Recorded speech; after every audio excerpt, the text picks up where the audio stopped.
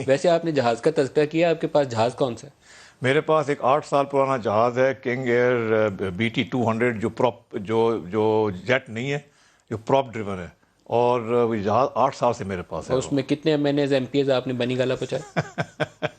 دیکھیں، ہیلی کاپٹر بھی ہیں آپ کے پاس؟ نہیں، میرا اپنا ہیلی کاپٹر نہیں ہے، کرایہ بھی لیتا ہوں، ضرورت پڑتی ہے۔ اس زمانے میں جس جہاز پہ ہم نے استعمال کیا تھا، وہ ہم نے کیمپین کے لیے بھی جہاز لیا ہوا تھا، تو اس میں کوئی بری بات نہیں ہے اگر ہم نے اپنے ساتھ MNAs MP کو جوائن کرانا ہے اور ہم وہاں جا کے ان کو اپنے جہاز میں بٹھا کے لے آئیں، تو اس میں کسی کو اعتراض نہیں ہونا چاہیے۔ سر لیکن کار میں لے آئیں یا جہاز میں آپ لے کی آئیں 1.5 سال کی حکومت میں کچھ ایسی صورتحال ہے کہ اب آپ جس MNA MPA کو جہاز میں بٹھا کے لایا کریں گے نا، وہ واپسی پہ پہلے تو شاید کچھ اور فیور مانگتا ہو، واپسی پہ کہے گا چینی کی 2 بوریاں اور آٹے کے 4 تھیلے بھی رکھوا دیں۔ اتنی بھی مہنگائی نہیں ہوگی چینی کی، میرے خیال ہے لوگ چینی افورڈ کر سکتے ہیں۔